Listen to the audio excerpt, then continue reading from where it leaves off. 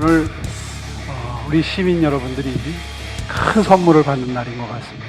다가구 다세대 주택의 경우에는 그동안에 정부에서 어떻게 도와드리는 정책이 마땅치 않았습니다. 그분들 입장에서는 굉장히 속상하셨을 거예요. 이거 정말 굉장히 과거에 없던 획기적인 지원 정책이 오늘 나오는 기분이 됩니다.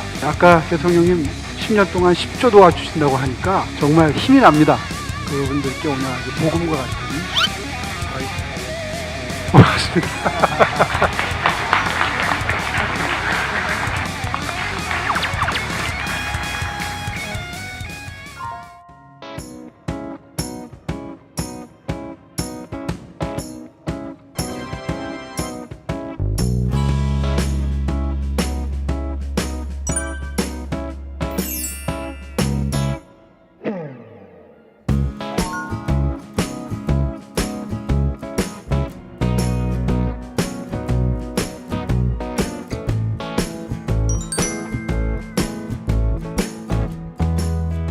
여러분 반갑습니다. 그동안 전국 각 지역을 찾아가서 지역 발전 정책을 논의하고 민생 현안들을 신속하게 해결해 왔습니다.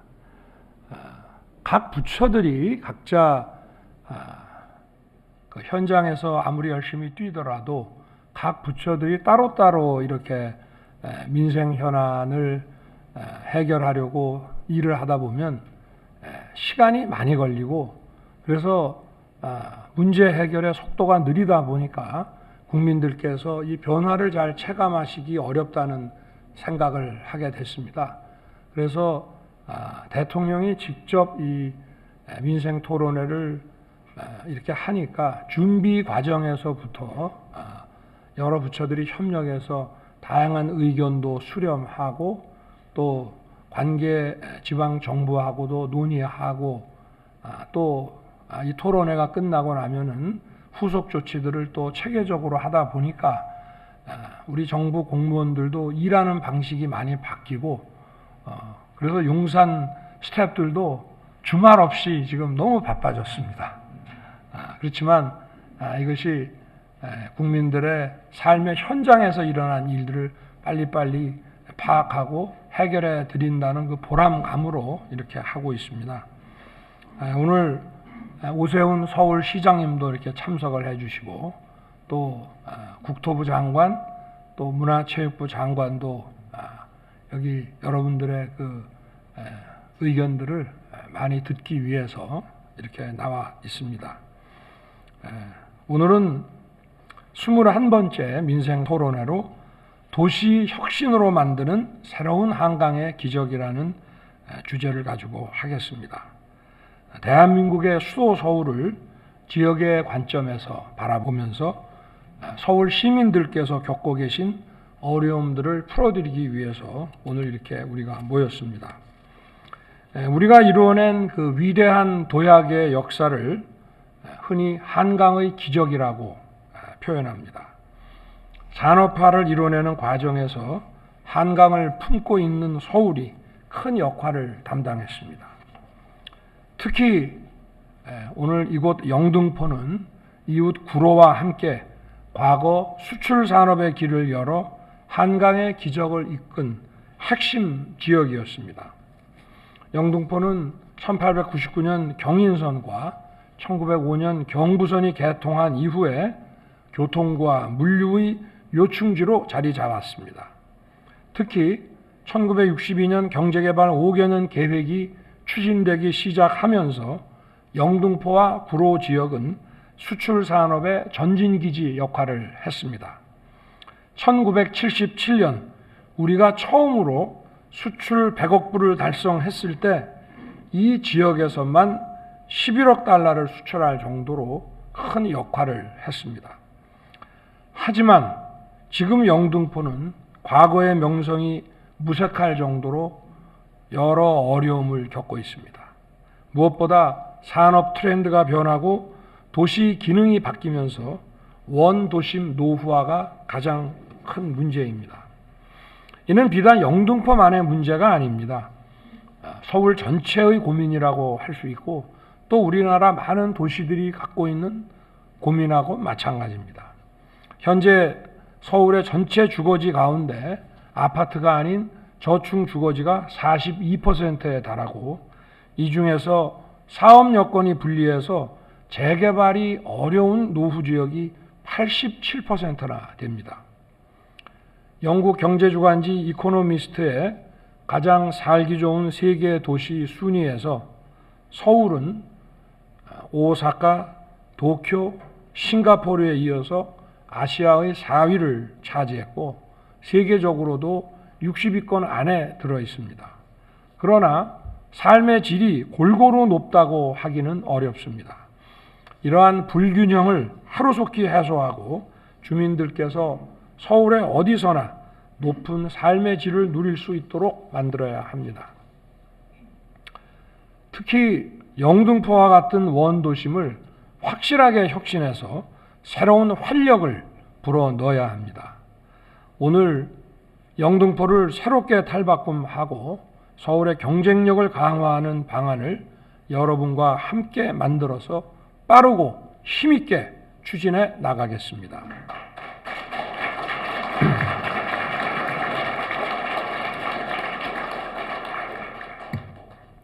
정부는 원도심 재생, 거주 비용 절감, 품격 있는 문화 융성을 통해 수도 서울을 혁명적으로 변화시켜 명실상부한 글로벌 탑 도시로 만들 것입니다. 먼저 영등포를 비롯한 서울의 원도심을 대개조해서 도시 공간을 혁신하고 민생을 확실하게 살려내겠습니다. 무엇보다 도시 재생 정책을 근본적으로 완전히 바꿀 것입니다. 재개발이 어려운 노후 단독주택과 빌라촌 주민들도 높은 생활 수준을 누릴 수 있게 만들겠습니다. 그동안 도시 재생이라면서 펼쳐온 벽화 그리기, 화단 조성 같은 사업들이 주민의 삶에 실제 도움이 됐습니까? 이런 보여주기식 사업이 아니라 민생에 실제 도움이 되고 민생을 살리는 방향으로 도시 재생 사업을 완전히 재편하겠습니다. 먼저 모든 주민들이 깨끗한 집과 아파트 수준의 커뮤니티 시설을 누릴 수 있도록 뉴 빌리지 사업, 약칭 뉴빌 사업을 도입하겠습니다.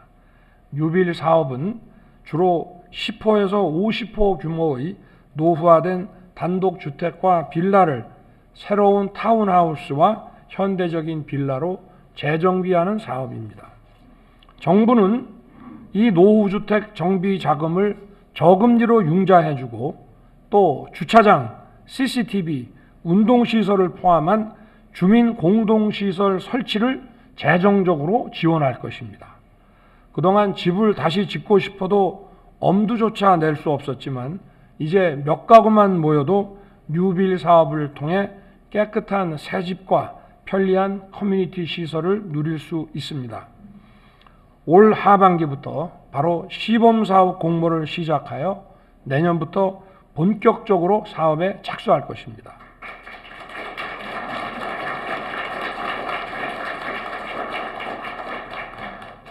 그리고 기존 예산을 효율적으로 재편해서 추가적인 재정 부담 없이 향후 10년간 이 사업에 10조를 지원할 것입니다. 또한 민생을 제대로 살리기 위해서는 새로운 도시공간 조성과 함께 집값을 비롯한 거주 비용 절감이 매우 중요합니다. 무엇보다 우리 정부는 징벌적 과세부터 확실히 바로 잡아왔습니다. 앞으로 더 확실하게 잡겠습니다. 과거 정부는 부동산 정책 실패로 집값이 오르자 이를 징벌적 과세로 수습하려 했습니다. 특히 공시가격을 매년 인위적으로 상승시키는 소위 공시가격 현실화 계획을 시행을 했는데 곳곳에서 엄청난 부작용이 드러나고 국민들의 고통만 커졌습니다. 지난 정부에서 5년간 공시가격을 연 평균 10%씩 총 63%까지 올렸습니다. 결과적으로 집 한 채 가진 보통 사람들의 거주비 부담이 급등했습니다. 보유세가 약 10.8% 2배로 증가하면서 사실상 집을 가진 사람은 국가에 월세를 내고 또 임대로 사는 분들은 임대인에게 월세를 내는데 자기 집을 가지고 있는 사람은 그 월세에 해당하는 만큼 국가에 월세를 내는 그런 형국이 벌어졌습니다. 또한 공시가격은 보유세뿐만 아니라 67개의 조세와 부담금과도 연계되어 있습니다. 지난 정부의 계획대로 2035년까지 공시가격을 시세의 90%까지 끌어올렸다면 재산세 부담은 시세 변화와 관계없이 추가로 61%가 증가하게 되고 2억 원의 집을 보유하고 있다면 지역건강보험료는 3배까지 오르게 되어 있습니다. 4억 원의 집을 가진 중위소득 4인 가구의 대학생 자녀는 국가장학금 대상에서 탈락될 위험에 처하게 됩니다. 게다가 중소형 집안채 가지고 노년을 보내시는 분들이 노인 기초연금, 기초생활보장과 같은 복지 대상에서 공시지가가 상승하므로 이 복지 대상에서 제외될 위험도 매우 높았습니다. 잘못된 이 부동산 정책이 국민의 거주비 부담을 급등시킬 뿐만 아니라 다양한 방식으로 민생을 악화시켜 왔다는 것입니다. 우리 정부는 이를 바로잡기 위해 2020년 수준으로 일단 현실화율을 이미 되돌려 놨습니다.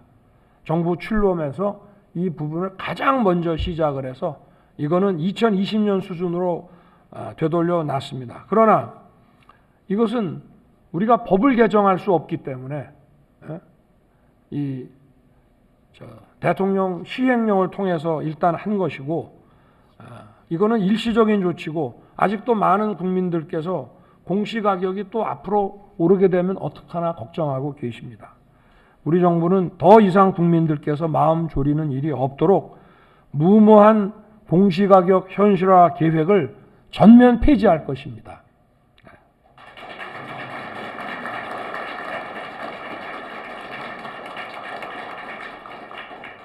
법을 개정할 수 있으면 좋겠지만 법 개정 전이라도 저희들이 여러 가지 다양한 정책 수단을 통해서 저희들이 하여튼 폐지와 같은 효과가 나올 수 있도록 할 것입니다.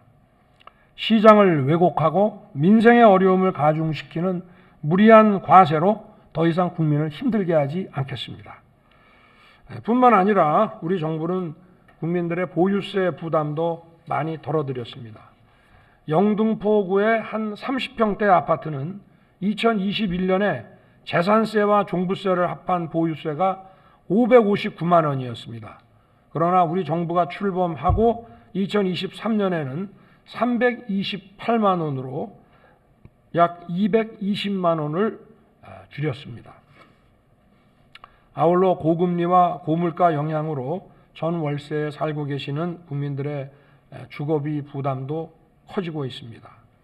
최근 건설 경기 침체로 민간 역할이 부진한 만큼 이 부분은 공공 부분이 적극적으로 나설 것입니다. 앞으로 2년간 신축 중소형 주택 10만 호를 공공이 매입할 것입니다. 그래서 저렴한 전 월세로 우리 어려운 분들에게 공급할 것입니다. 참고로 이 10만 호라고 하면은 분당 아파트 숫자보다 좀 많은 것이라고 보시면 될 것입니다. 2만 5천 원은 주변 시세 90%의 가격의 전세로 무주택 중산층에게 임대하고 7만 5천 원은 저소득층의 주변 시세보다 50에서 70%까지 저렴한 월세로 공급할 것입니다. 아울러 민간이 임대차 시장에서 공급자 역할을 잘 수행할 수 있도록 제도적 지원을 강화할 것입니다. 기업형 장기 임대주택의 활성화를 위해 임대료 규제를 완화하고 기금융자와 세제 지원을 확대하겠습니다. 이에 더해 청년과 서민층에 대한 주거비 지원도 한층 강화하겠습니다.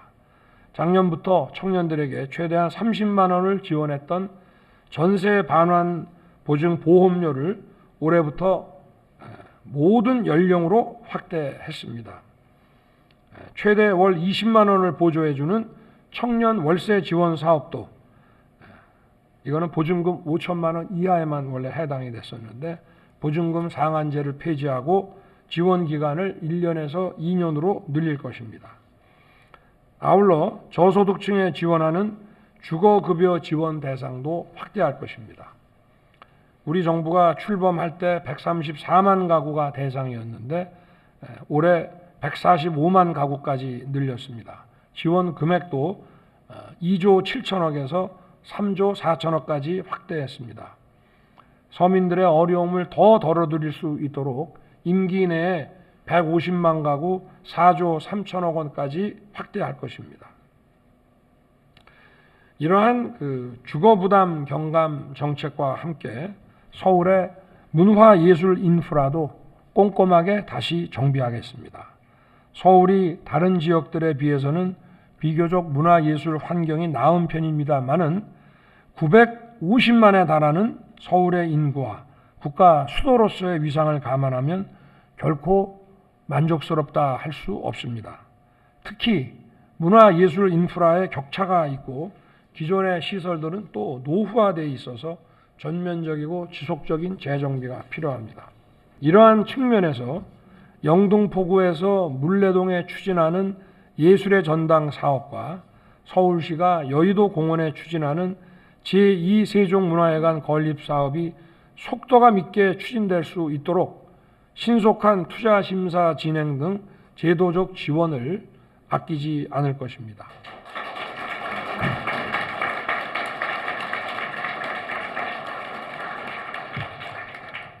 뿐만 아니라 문화예술을 창작하고 누릴 수 있는 공간을 지속적으로 확충할 것입니다.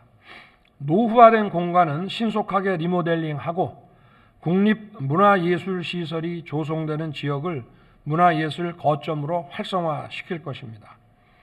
청년들이 많이 찾는 마포 홍대 일대는 폐화력발전소를 재구성하는 당일리 문화창작발전소 설립을 계기로 청년 복합예술 중심지로 만들겠습니다.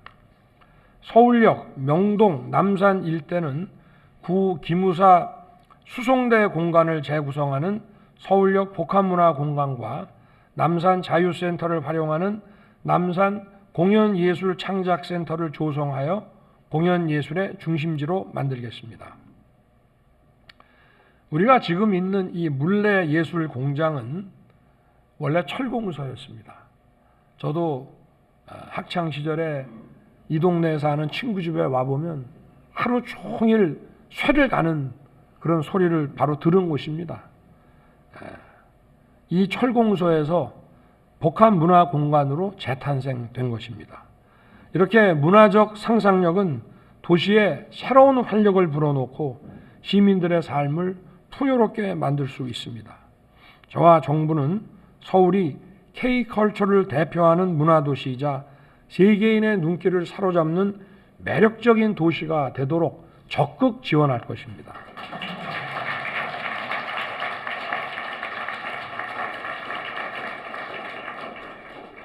과거 한강의 기적이 대한민국 성장과 번영의 역사를 상징한다면 새롭게 일으킬 제2의 한강의 기적은 서울의 도시 혁신이 될 것입니다.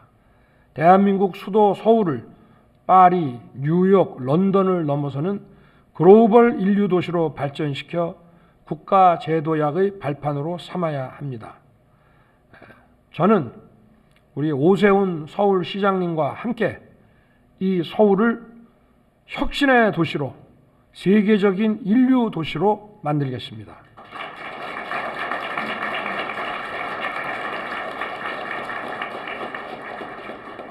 서울의 미래를 위해 오늘 참석해 주신 시민들, 문화예술인들 이렇게 많이 오셨는데 이런 좋은 아이디어를 좀 많이 내주시고 또 정부 정책 추진을 좀 많이 도와주시기 바라겠습니다. 감사합니다.